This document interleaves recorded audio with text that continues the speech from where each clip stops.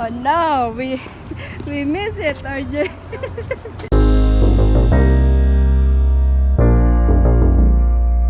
No, we're late. There is the train now. Have a lot of people. Pag kumuha kayo ng ticket, there is the ticket book here.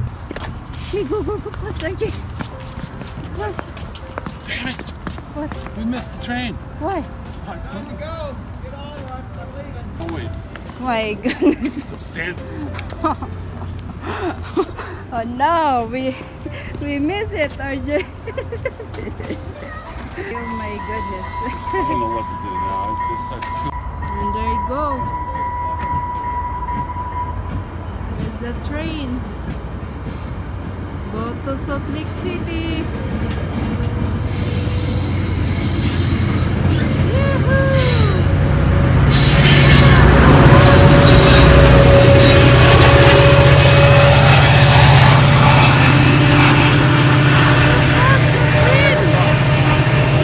Right now a bus because we live to the train, RJ. Buses. You know which one to get on? We go, RJ. Because we live to the train, 1 hour waiting here. We go to the bus station now. We miss it, the train.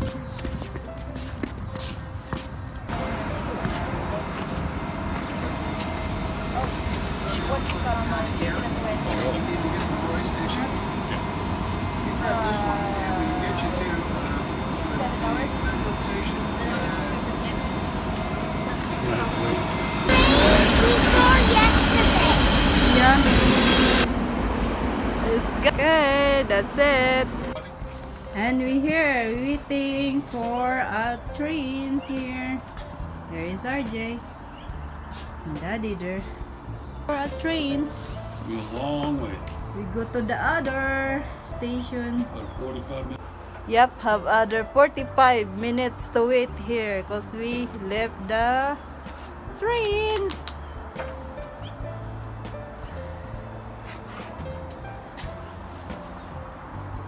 It's so quick, the train to... Well, he's supposed to stay longer than he did. Yeah, He so only, quick. He only pulled in for 1 minute. And then he left. Yeah, he left. We live in the train, RJ. Have no choice. So waiting here again, RJ. Because the bus, we not know where's the bus. The road. You know it's about rock.